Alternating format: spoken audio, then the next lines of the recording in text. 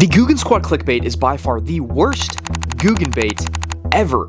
Now, I know what you're probably thinking. Wow, Tyler, that's quite a bold statement to make right out the gate on this video without showing us any sort of evidence. Well, as a matter of fact, we are going to be diving deep into the Googan Squad ClickBait to try to understand why it is the worst Googan bait ever. And we're also going to be diving into both the companies that helped create the Googan Squad ClickBait to understand why it is the worst Googan bait ever.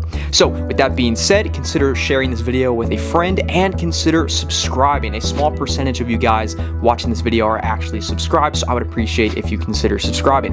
Now with that being said, let's jump into it. Now, to understand why the Googan Squad ClickBait is the worst Googan bait ever, we must first understand both the companies that helped create it and their history. The Googan Squad brand was created when 4 YouTubers came together to create a collaborative group channel back in February 20th, 2017 called Googan Squad. We need to explain what's going on, why we're all in the same house, and what this means for our channels, this new channel, and for you guys out there watching. It consisted of 4 different YouTubers: AP Bassin, Lunkers TV, Flair, and John B. It wasn't until only 2 years later when they would officially add their 5th member, Lake Fork Guy. You may have learned already, we have a new member to the Googan Squad, the 5th, right? 5th installment of the Googan Squad is Mr. Justin Rackley. In only their first 2 years, they amassed millions of views and a loyal fan base, which was all they needed to start a very successful bait company, which they soon did, called Googan Baits. We all got together, I think it was almost a year and a half ago now? It wasn't. It was May. It was about May of 2017. Yeah. Before that, actually, I think it was April of 2017. Yep. Was when we initially sat down. And so this is almost 2 years in the making now of us designing these baits. It was massively successful, selling out instantly. All their fans wanted to get their hands on these cool new baits put out by their favorite content creators. Now, with having instant success in a company like that, it is very easy to put out a product that may not be very good, but it still does well in sales. Now, I can't say that all their baits are bad. I mean, they actually have some really good quality baits. But in the beginning, they struggled with making their baits too soft. And a lot of people, even their fans, complained about it. So what did they do? They fixed it. So I can't say that all their baits are bad or that they don't listen to their community. So given that information, I would assume that Googan Baits isn't directly responsible for the failure in design of the ClickBait. But as I mentioned at the beginning, we must understand both the companies that are responsible for the creation of the ClickBait. So what's this other company? At the time of its creation, this company would be known as Mystery Tackle Box. Mystery Tackle Box was founded in 2012 as a fishing gear subscription company. They soon took off after partnering with the Googan Squad as soon as the Googan Squad was created. What's up, YouTube? Welcome to the MTV crib. But before the Googan Squad ever existed back in 2016, MTB would be rebranded as the Catch Co. They would continue to go on as Mystery Tackle Box though. So what does this all mean? This means that Catch Co is a parent company. A parent company is a holding company whose primary business is holding a controlling interest in the securities of other companies. A holding company usually does not produce goods or services itself. Its purpose is to own shares of other companies to form a corporate group. Now, what is a corporate group, you might ask? A corporate group is a collection of parent and subsidiary corporations that function as a single economic entity through a common source of control. Now, that was a lot of information to take in there. So what does it all mean? Does it mean that Googan Squad is responsible for the ClickBait, or is Catch Co? So we can't quite conclude anything from this information, but given the definitions of what a parent company is, a parent company usually does not have to deal with any goods or services itself. Its primary purpose is holding, controlling assets of those companies. So we can kind of assume that Catch Co is not responsible for the creation and design of the ClickBait, but it says in that definition, a parent company usually does not produce goods or services itself. So that would mean there are some chances where Ketchco could be responsible for the design of the clickbait, but we can assume that they aren't, because there's a lot of evidence that supports that they are not in charge of the design of baits. We can first go to the About tab on Ketchco's website, and it will kind of give us a general idea on what they do. Our mission: building incredible customer experiences and communities that celebrate fishing and the outdoors.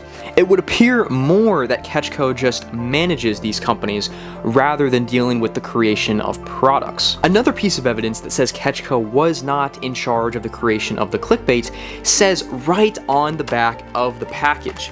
It says, in collaboration with Ketchco, and right underneath that, distributed by Ketchco. Now things are starting to make sense. Ketchco was not in charge of the development or creation of it, but more the distribution of it. So with that, we can't quite conclude anything. But given the information, we can assume who was responsible for the creation of the clickbait. And knowing what we know, we should be in good hands, because if it was Googan Squad that created the clickbait, they are bound to fix it. Because knowing their history, when there was an issue with their products, they did, in fact, fix it. So we should be in good hands, and hopefully we'll see a second version of the clickbait come very soon.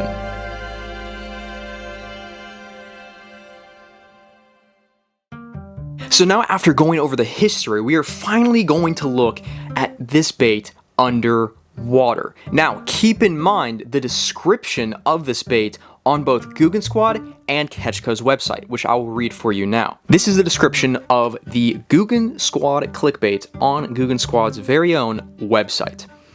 The Googan Squad ClickBait is a hybrid vibrating jig with the flash of a bladed jig, the swimming action of a scrounger, and a unique sound and vibration that fish have never felt.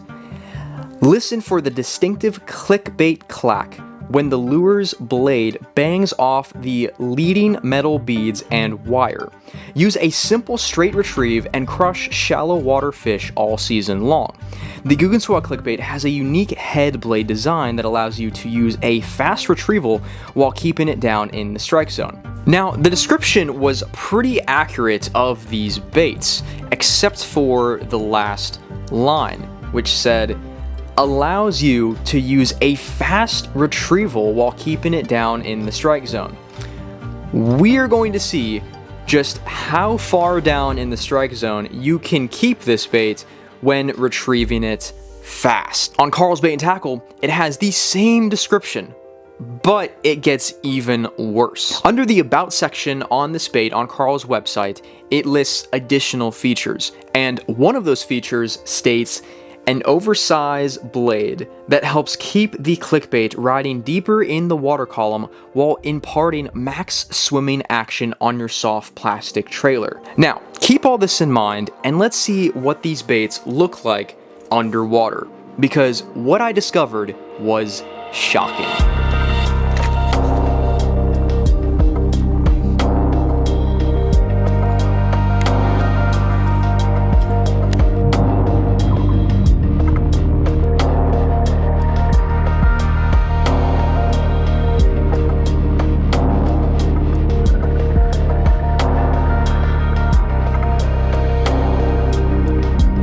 The clickbait looked totally normal in this pool environment, and the action actually looked really good.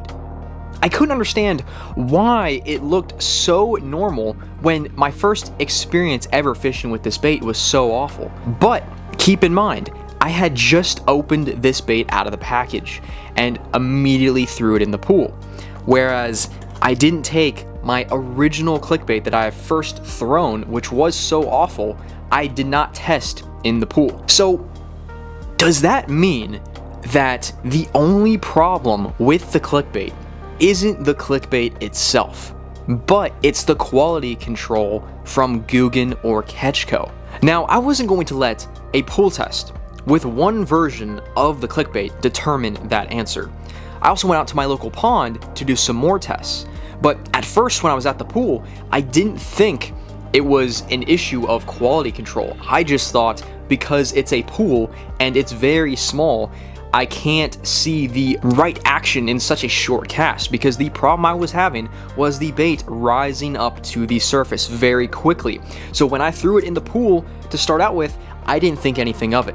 I just thought I need to test this on a lake or a pond to see the true results. But when I did do that, I decided I should probably take both versions of these clickbaits just to see. Now keep in mind, these are both the same exact weights. Nothing is different about them, except they are both two different clickbaits. They are not the same clickbait. So that would prove my theory correct about quality control if they both looked different at this pond. And the results I found at this pond were even more shocking. And you guessed it, they both looked completely different. Now, for making things a little bit easier, let's call this natural color that I have here of the clickbait, clickbait 1.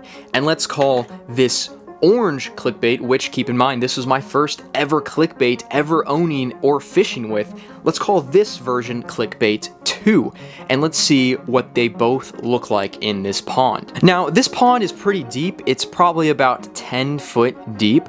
I started out with clickbait 1 and I threw it out there and let it sink all the way to the bottom, which was pretty deep, and I did a moderate retrieval speed all the way back, and it looked pretty good. It didn't come up to the surface of the water until about 5 or 10 feet off the bank. But my next cast, I decided to let it sink for just a second, you know, kind of recreating a shallow water fishing scenario. And I started to do a moderate retrieval speed back to the bank. And about almost halfway back on the end of my cast, this bait started to come up to the surface of the water. And as you can see from the footage, it's just riding the surface of the water, not quite fitting the description that we see on Googan or Carl's website. And keep in mind, I am using a 7.5 gear ratio reel, and I was also throwing 15-pound Seagar Red Label line. Now you might look at these results and go, that's not that bad, which honestly, it's not. I mean, unless the bait is riding the surface of the water the whole way back on your cast, as long as it's staying down in the water, you are still putting it in front of fish, and you still have that chance to catch fish. So it's not that bad. But when you take into consideration how you should fish a chatterbait, you want to fish a chatterbait at a certain depth. You don't want it to be ascending all the way up the water column, which is exactly what this bait is doing. You're throwing it out there, you can let it sink, you can let it sink for a second. Whatever you are doing, it is going to constantly rise up, which almost every bait is going to kind of do that. But if you look at a normal chatterbait, it doesn't really quite do that. Not nearly as bad as the clickbait. The clickbait is riding the top of the water the whole way back. And if you've ever thrown a normal chatterbait before, you would see that it doesn't come up out of the water until you're almost back to the boat, which is perfectly fine, boat, bank, wherever. But if you're throwing the clickbait, it starts to come up as soon as you start reeling it. It starts to do one of these, and it's gonna hit the top of the water at some point, depending on your cast, depending on how deep the water is. But as you've seen from these tests on clickbait 1, it does not fish like a normal chatterbait, and it does not stay down in the water column. Now for clickbait 2, which was my first experience ever fishing with a clickbait and what prompted me to make this video. And let me just say, it is awful. I don't even have to explain the footage here. Y'all can see this bait is absolutely terrible and completely different action than clickbait 1. As you can see, this bait looks totally different than clickbait 1. Clickbait 2 is just a different bait. So that got me thinking, maybe this is a quality control issue after all. Now, this has just gone even deeper and is starting to give us an explanation as to why the clickbait is so terrible. After seeing these results, I had to start comparing these baits to see what was the major difference. Why does this bait stay all the way up to the top of the water, where this bait looks really good and stays down in the water column and doesn't approach the surface till about 5-10 foot away from the bank? So I started looking at these baits in detail, and the only obvious difference I could see was the wire coming back from the blade. And as you could see on the first clickbait, there is no gap. That wire is touching the head of the bait. And on clickbait 2, you can see there is an obvious gap there. And when I noticed that, I decided, why don't I bend it to where it is now touching the head and see what happens? Well, shockingly, it looked just like clickbait 1 and started to give me better action. All from that little tweak, which is a lot. I got this straight out of the package and couldn't even fish with it. So if that right there doesn't say quality control, I don't know what does. The last thing we are going to do in terms of testing is a durability test. And the only reason I am doing this is because of some of the reviews online, both under Carl's website and Googan Squad's website, of the reviews of this bait. A lot of people say this bait broke, they only caught a couple fish and then it broke.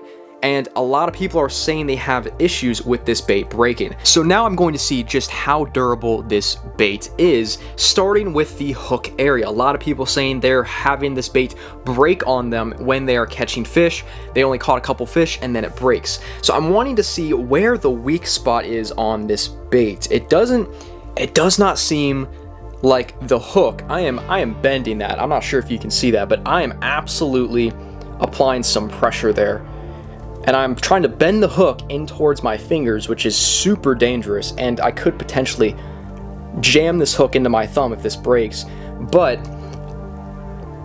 it does not want to break. I am putting some pressure on that. So I don't think that from the top of the head down is the weak spot. I am going to assume that this top end is going to be the weak spot. So let's apply some pressure kind of this way, like if you had a fish on.